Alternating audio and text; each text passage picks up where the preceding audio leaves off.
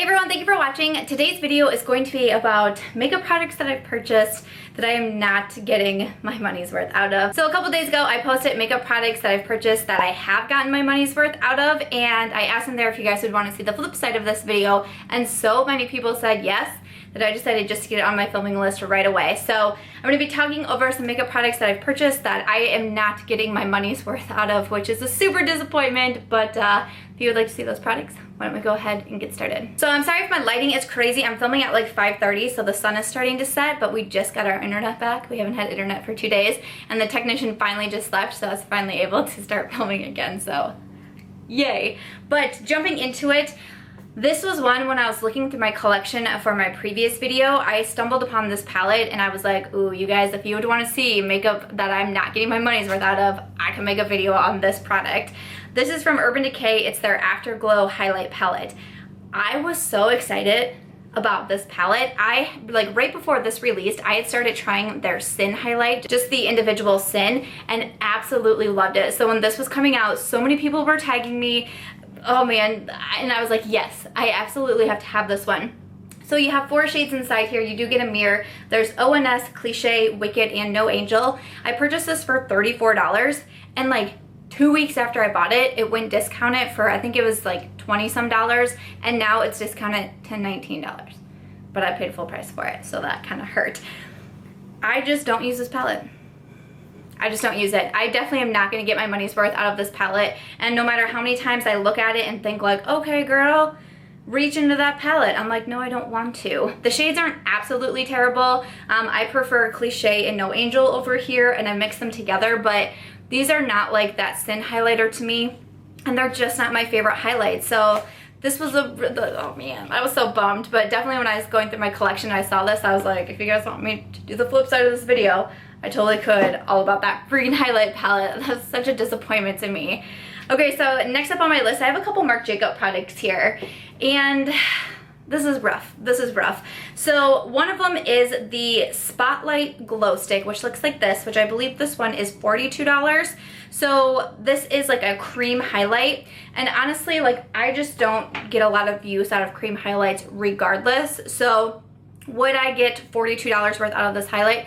I truly don't think so. Sometimes, especially in the summer, if I gear more towards cream products, I'll put a little bit on, but I'm usually always layering something over it. I typically don't wear a cream highlight by itself, but truly, I just don't get my money's worth out of a lot of cream products anymore these days, and that can be said for the Marc Jacobs. And then the other product here is the Marc Jacobs Do You Dewdrops, the coconut gel dewdrops.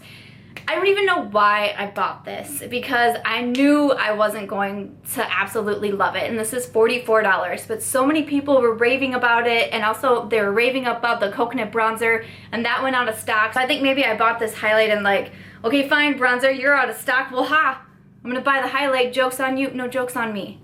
Because again, I don't really use liquid highlights, liquid cream highlights. I just don't gravitate towards them, and I knew that when I bought this. I was like, no, I'm still gonna do it. Are both of these products really nice and really beautiful, and especially this liquid highlight, it is so stunning. But I don't personally wear these types of products a ton. I don't gravitate towards them a ton. I mean, I am just not going to get my money's worth out of these high-end highlighters, which is super disappointing to me. Ugh, hate when that happens. Okay, so next up, this one is a little bit, I still wanted to include it. This is from Viseart. This is their Theory palette in Nuance. So technically, I did get this, not technically, I did get this in my Beautylish Lucky Bag, which is $75 for the Lucky Bag. You don't know what you're getting inside. It's a prize of products from the brands that they sell on the Beautylish site. And you do pay for shipping for it, so total cost of the bag is $82. I unfortunately did not love my bag, and the only item that I ended up keeping for myself was this palette. So technically this palette cost me $82, but if we don't look at it that way and we just go off of this palette alone, it's $45. I still wanted to include it because technically I did still purchase it. Purchase the bag. I just didn't know if this was coming inside. But if this was a palette that I had purchased myself and had paid the $45 for, this to me is not a $45 eyeshadow palette. And I'm sorry, and that totally bums me out because a lot of people have really good things to say about all of the Viseart palettes, but this to me is just not really doing it. So I also realized I hadn't even touched up my lipstick after I had my smoothie, so I put a little bit of my lip topper back on.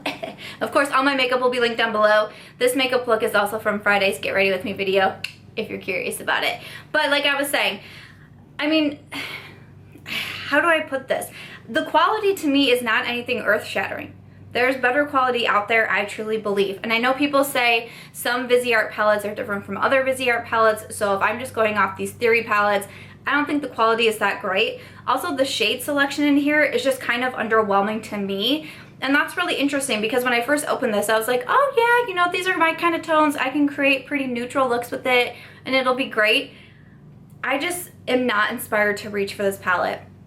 And I just don't really like any of the looks that I've created with this palette. I haven't really loved them. And sometimes when I've gone into this palette, I found myself reaching into other palettes to finish off the look because I just don't love this palette. So, you know, whether I paid the $82 in my Beautylish bag or whether I would have just bought this at the $45 retail price, I'm not gonna get my money's worth out of this. So next up I have another palette that I did declutter, but I thought I would mention it because in my products that I did get my money's worth out of, I mentioned the Anastasia Modern Renaissance palette, and I said I love that palette so much. It's what kind of made me go on to purchase Subculture, and I don't think I got my money's worth out of Subculture. I did go on and declutter it in my high-end eyeshadow palette declutter video, and I didn't absolutely hate the palette. Like, I didn't make a hate video on YouTube about it. I didn't mind the palette at all, and I felt like I was creating some pretty cool looks with it. Definitely was a harder palette to like get the hang of and all of that, but the looks that I was doing I thought was pretty nice. I ended up getting the dupe palette from, I think it's Bad Habit, and I actually really enjoyed that one, and I thought it was just a little bit easier to play with than the Subculture, so I decided that I was just gonna boot the Subculture out of my palette collection, so I did. So that's a $42 palette, and I don't think I got my money's worth out of all the eyeshadow looks that I created with that palette, which is a bummer. And the next palette here, this one is kind of sad to me, but it's true. This one here is from Dose of Colors. It's the collaboration with Katy and Desi. Oh man, this was only a $28 palette, which really isn't that bad in the scheme of things. You do get the 4 shades inside, and you have the mirror in here. But this palette, I just like barely touched, and I'm so sad about that because Katy and Desi are 2 of my absolute favorites. Dose of Colors is a favorite brand of mine. I was very excited when I saw that they were doing this collaboration. I really wanted to pick up the girls palette. The shade names are all after their dogs. I loved it. But unfortunately, these shades are just really, really hard to work with. They do all need to be used with water, which I don't enjoy. A lot of them are best if you apply with your fingers, which I don't enjoy. And I just have very sparingly reached into this palette. Again, it's only $28, so it's like, it's not like the high-end palette. We're not talking a $40, $50 palette, but truly, I have used this palette such a minuscule number of times that I don't really believe that I've gotten my $28 worth out of this palette. And that makes me very sad. So next up I have 2 here from Tarte Cosmetics. It is their Rainforest of the Sea, both the foundation and the concealer. The foundation is $39 and the concealer is $26. I actually have these in my 18 and 2018 Project Pan video, and I realized since then that these products cause my skin a lot of irritation. I guess there's a high alcohol count in each of them, and basically I can't really wear these products. I didn't quite realize it until I started wearing them on a pretty consistent basis that my skin was just left irritated or breaking out every time I would use them, like 2, 3, 4 days in a row, and I'm like, what is going on here? So I'm actually gonna kick them out of my Project Pan and not even have them in my collection anymore because they just don't bode well with my skin at all, which is a disappointment. So for a high-end foundation and then also a high-end concealer, I feel like I got like a decent amount of wear out of them. It's not just like I wore each one, you know, 3 or 4 times and was like, get out of here, bro. I wore them a decent amount of times, but I still don't feel like I'm gonna get my money's worth out of them. I think maybe when it comes to foundation and concealers, I feel like I can get through them. It takes me a while, don't get me wrong, but I think for the fact that I can't even wear these on my skin is what has it in my head that I'm not gonna get my money's worth out of these. So I thought that was pretty disappointing. Another foundation that I have here, this is from Hourglass. This is their Vanish Stick Foundation. This is a pricey little foundation. This guy is $46, and I still have a lot left. Like, as I start to film this video, I started to twist it all up, and I mean, I can just twist for days. I have a lot left of this foundation. It's just not one of my favorites. I don't love stick foundations. I don't purchase a ton of them, but you know, this started getting super hyped up and I was like, I'm gonna go ahead and do it. I think I purchased it in a VIB sale, so I probably got a bit of a discount, but still, that's a higher price foundation and it's just not my absolute favorite. I picked up my shade in Nude. That's a fine shade, but it definitely, I don't think it's meant for oily people, because even though I have dry skin, I feel like I really have to powder my face and I look very oily by the end of the day. But again, just like the wear time on me wasn't the best, and it just isn't my favorite foundation. So am I gonna get $46 worth out of this foundation? I honestly don't think so, and truly, I can't even remember the last time that I wore this foundation. I just don't really reach for it, so that's a bummer. Next up, I have some lip products. These are both from Fenty Beauty. I have their Mademoiselle lipstick in Up to No Good and also the Gloss Bomb. So the Up to No Good, I've talked about this one recently. I kind of fell into the hype of, like, not even the hype, but the expectation that you have to have everything from Fenty and love everything from Fenty. So I ended up purchasing this lipstick. I think I've worn this lipstick a total of 3 times and I really don't feel the need to like wear it again. It's an interesting color. It's not my favorite color. It's kind of like a strange, like, peachy orange. Like, it's unique, but it's not something that I can pull off. But I do have dry lips, and this is a matte lipstick, and even though it goes on creamy, it dries really horrendously on my lips and just doesn't look good. I don't feel confident wearing this.